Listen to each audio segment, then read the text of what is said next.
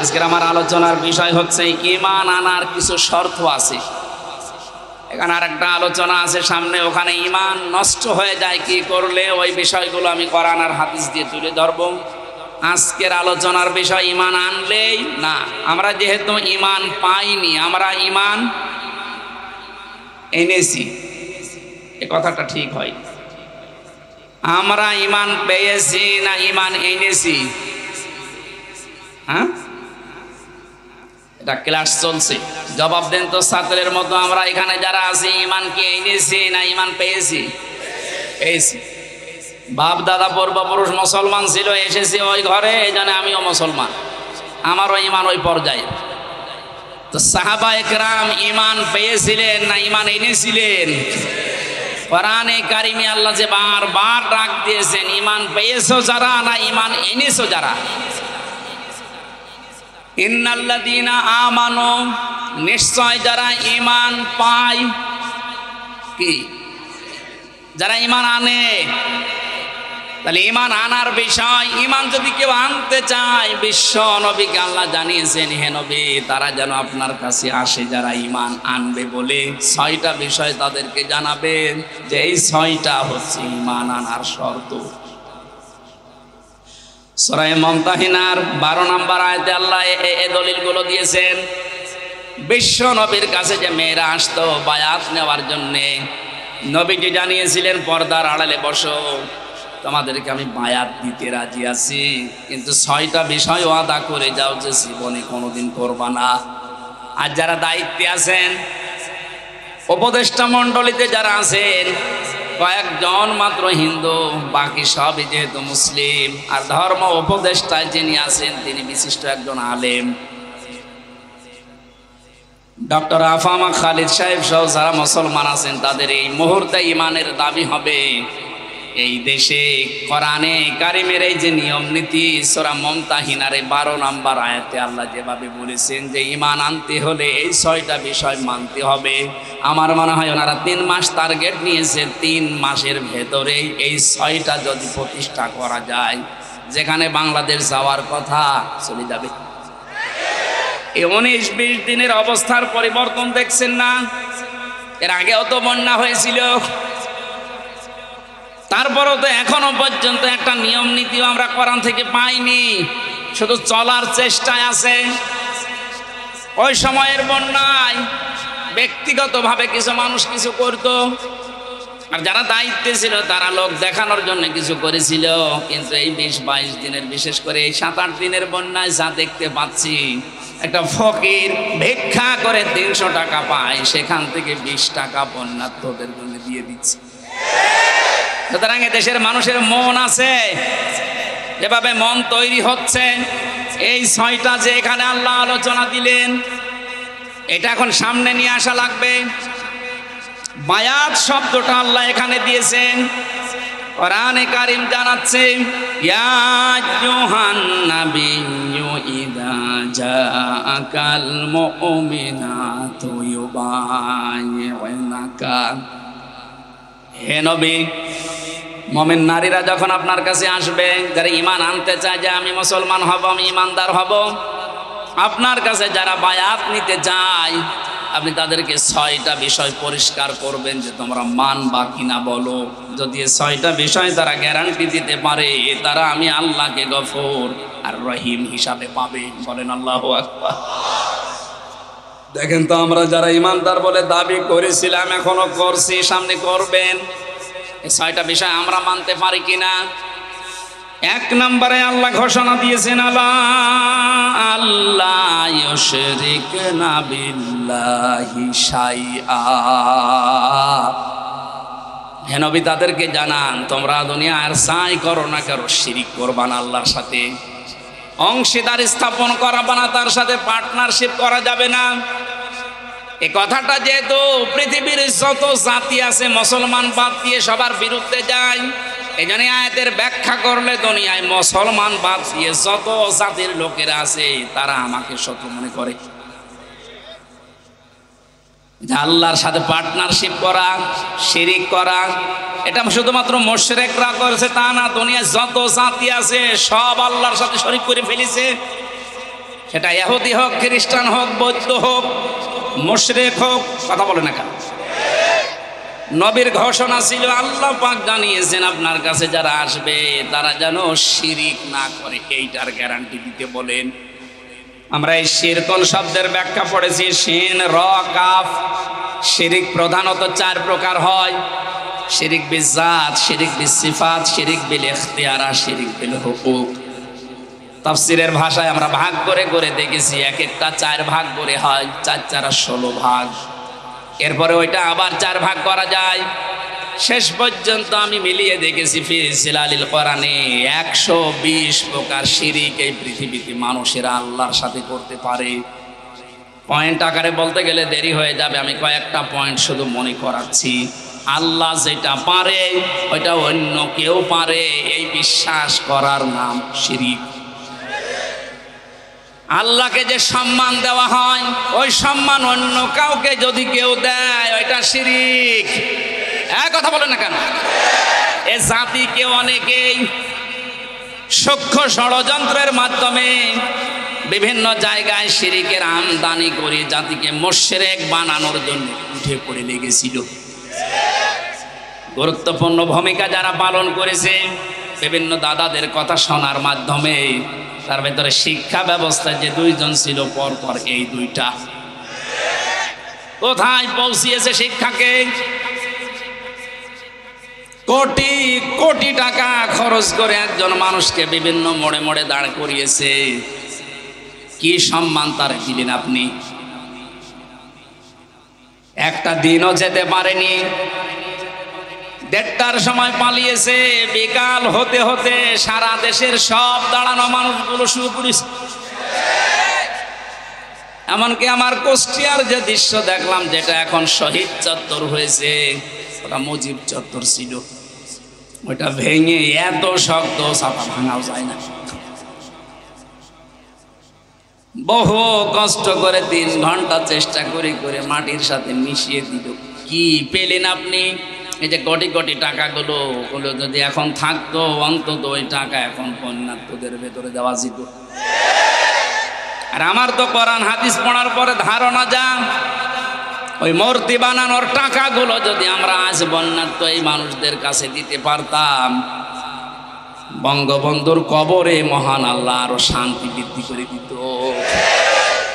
ইসলাম না জানার কারণে আর পাশে যে দালালগুলো ছিল তারা এদেরকে সঠিকভাবে না বোঝানোর কারণে, বিভিন্ন চাপ থাকার কারণে মানুষগুলো শিরিক করেছে, আমাদেরকেও করাতে বাধ্য করেছে। এখন থেকে যেহেতু চাপ নেই, শিরিক এটা মুক্ত হওয়া লাগবে জীবন থেকে। ছোটখাটো অপরাধ যদি হয়, আল্লাহ গফর আর গফফার নামের খাতিরে মাফ করবে আশা করা যায়, কিন্তু শিরিক করলে আল্লাহ মাফ করবে না, বারবার ঘোষণা দিচ্ছেন। গাজীপুরবাসী সহ যারা আছি,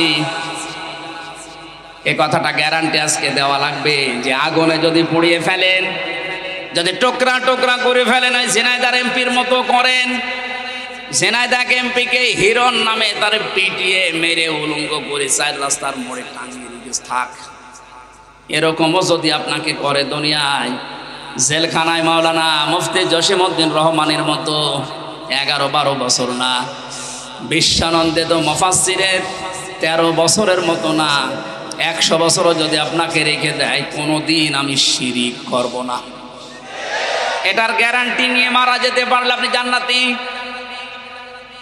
শিরিকের গোনা বাদ দিয়ে বাকি গোনা আল্লাহ মাফ করবে বলে ঘোষণা দিয়েছেন। এই শব্দটার সাথে সন্তানদেরকে পরিচয় করার কারণ একজন কালো মানুষ, দুনিয়ায় 3 জন কালো মানুষের নাম পেয়েছি আমি তাফসিরে। হযরত ওমরের খাদেম একজন মাহাজা রাদিয়াল্লাহু তাআলা আনহু, আরেকজন এই যে যার নাম আল্লাহ কোরআনে দিয়েছেন তার নামে লোকমান, 3 নম্বর হযরত বেলাল। এত কালো ছিল এদের চেহারাগুলো। তিনি কি করেছিলেন এত দুনিয়ায়? তার পুরা জীবনে আমি পড়ে দেখেছি সর্বপ্রথম তার কাজ ছিল তার সন্তানকে তিনি ডাক দিয়ে এই শিরিকের বিষয়ে আল্লাহর সাথে পরিচয় করিয়েছিলেন। وَإِذْ قَالَ لُقْمَانُ لِابْنِهِ وَهُوَ يَعِظُهُ يَا بُنَيَّ لَا تُشْرِكْ بِاللَّهِ إِنَّ الشِّرْكَ لَظُلْمٌ عَظِيمٌ।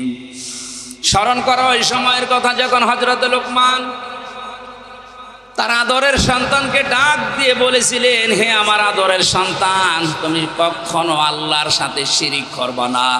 শিরিক হচ্ছে বড় জুলুম। বাংলার মুসলমানেরা, আমাদেরও এখন উচিত হবে আমাদের আদরের ছেলে মেয়েদেরকে হযরত লোকমানের মতো যদি আল্লাহর সাথে শিরিকের এই বিষয়গুলো 120 প্রকার আছে, এ পয়েন্ট আকারে করে না। এই জন্য পৃথিবীতে মুশরিকদের কোনো উন্নতি হয় না, কারণ ওদের প্রতি আল্লাহ নিজে লানত দিয়েছেন। সূরা জুমারে আছে। এত কঠিন কঠিন কথা শিরিকের বিরুদ্ধে আল্লাহ কোরআনে দিয়েছেন। শিরিক করা মানুষের জন্য আল্লাহর বানানো জান্নাত হারাম, এমনকি তাদের কোনো সাহায্যকারীও থাকবে না। এই জন্য বাংলার মুসলমানের এই বিষয়টা খুব সতর্ক হওয়া লাগবে। আর যাই করি জীবনের জন্য আমরা শিরিক না করি। শিরিকগুলো এখন একটা একটা করে পয়েন্ট আকারে বললে অনেক সময় লাগবে, আমি শেষ করছি। আপনারা একটু তাফসিরে ইবনে কাসির এই আয়াতে পাওয়া যায় শিরিক, এর ব্যাখ্যা দেওয়া আছে আর ফি জিলালিল কোরআন। 2 নম্বরে চুরি করবেন না, ওয়ালা ইয়াসরিকনা, চুরি করা যাবে না। এখন যারা দায়িত্বে আছে, সামনে যারা আসবে, এটা একটু কঠোর হওয়া লাগবে যে চুরি এই শব্দটা যেন এদেশে না থাকে। এদেশ এমনি দাঁড়িয়ে যাবে। বরং যারা চুরি করেছে, চুরি করে বাইরে যারা টাকা পাঠিয়েছে, ওই টাকাগুলো যে কোনোভাবে এদেশে নিয়ে আসা লাগবে। যদি দিতে না চায়, তাদের যা আছে এই দেশে স্থাবর অস্থাবর, এমনকি তাদের স্ত্রী সন্তান হলেও এই দেশের খেদমতে লাগানো লাগবে। কারণ চুরি করা টাকা দিয়ে এতদিন বাহাদুরি করেছিলেন, এবার বোঝেন ঠেলা। রাষ্ট্রীয় নিয়ম নীতি ছাড়া যেহেতু সম্ভব না, এই আইনটা যেন পাশ না হয়, এই জন্য বহু মুশরিক এই দেশে চেষ্টা চালিয়েছিল।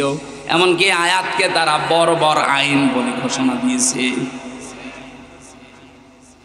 এখন যারা সামনে যাবে তারা যেন এটা একটু মেনে নেওয়ার চেষ্টা চালান। ওয়ালা ইয়াজনিনা, জিনা করা যাবে না। আজ বাস্তবতা পুরো ভিন্ন দেখছি। এত ভালো মানুষ মনে করতাম যাদের, তারা অন্যের বউ নিয়ে রাত কাটিয়েছে। আরে দরবেশ, এত বড় গাড়ি আর অন্যের বউ জোর করে তালাক দিয়ে নিজের কাছে নিয়ে এসেছে। বলেন সুবহানাল্লাহ। দরবেশের যদি এই হয়, বাকি যেগুলো নমো, এদের চরিত্র কোথায় গিয়ে পৌঁছিয়েছে?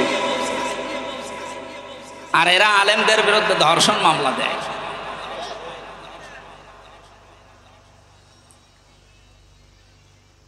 বিচার ব্যবস্থাটাকে, আইনকে একেবারে বাংলাদেশ থেকে একেবারে শেষ করে দিয়েছে যে লোকটা দায়িত্ব ছিল। এটা যেহেতু শুরু হয় নিজের কাছ থেকে, একেবারে অন্তর থেকে, যারা আমরা এখানে আছি জীবনে যাই করি, জিনা এটা খুব খুব মারাত্মক বিষয়। আলা তাকরাবুজ জিনা, জিনা করা দূরের কথা, ওর ধারে কাছেও যাওয়া যাবে না। ওটা দিয়ে যেটা আরম্ভ হয়, যেই মাধ্যমগুলো দিয়ে, ওই মাধ্যমগুলো এখন কন্ট্রোল করা দরকার। যে সমস্ত বিষয়গুলো উন্মুক্ত আছে এগুলো কন্ট্রোলে নিয়ে আসা দরকার। বিশেষ করে যিনি দায়িত্বে আছে, এখন মনে হয় নাহিদ ইসলাম আছে না, উনি যেন আরো শক্ত হন। কারণ মানুষের চরিত্র যদি না থাকে তে কি আছে বলেন? এরপরে আল্লাহ জানিয়েছিলেন সন্তান হত্যা করা যাবে না, অপবাদ দেওয়া যাবে না। এর ভেতরে 3টা পয়েন্ট আমি তাফসীর থেকে পেয়েছিলাম। শেষ করবো না, চালাবো?